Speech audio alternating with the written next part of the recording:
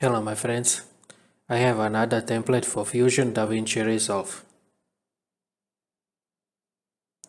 This template you can download on my blog, and link for my blog will be under the video and video description. So let's get to it. Alright, once you're in Fusion, go on FX Library, Templates and folder where you extracted the file. Drag and drop abstract intro number 7, connect to the media out.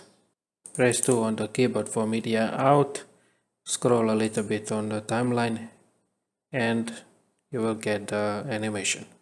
Change the background to black and as you can see particles are animated. Ungroup and as you can see first here is the text. This is the text for your YouTube channel, company channel or something else. And then you will see two particle emitters with background and ellipse, and go inside the turbulence and bender and animation for the rotation. It is merged and everything is rendered and glow is applied later.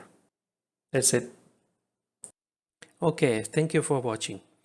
If you like this video, give it a like, give a dislike if you didn't, follow me on social media, subscribe to the channel, comment under the video if we have any questions, and I will see you in another video.